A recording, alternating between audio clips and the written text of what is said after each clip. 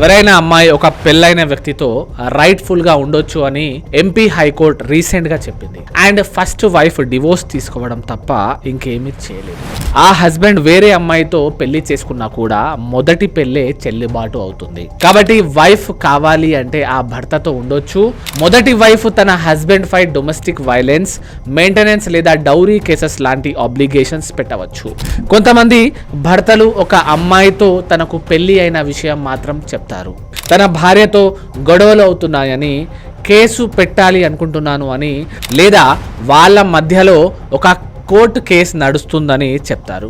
అలా చెప్పి ఆ అమ్మాయికి ఒక ఆశ చూపిస్తారు. ఆ అమ్మాయి తనని నమ్మి సర్వం ఇచ్చేస్తుంది. తర్వాత కొంత సమయం తర్వాత భార్య తన కేసు రిటర్న్ తీసుకోవడమో లేదా వాళ్ళ ఇద్దరి డిస్ప్యూట్ రిజాల్వ్ అవ్వడమో జరుగుతుంది. ఆశ చూపించిన అమ్మాయికి లైట్ తీసుకోవడం మొదలు పెడతాడు.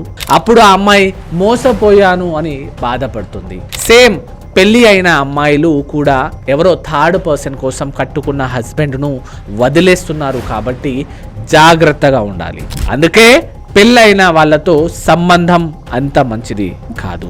రోజు రోజుకి ఇలాంటి కేసెస్ ఎక్కువ అయిపోతున్నాయి. జాగ్రత్తగా ఉండండి. లా తెలుసుకోండి. మీకు మీరే లాయర్ అవ్వండి. ఇలాంటి ఇంకా ఇన్ఫర్మేషన్ కోసం ఫాలో చేయండి. Thank you.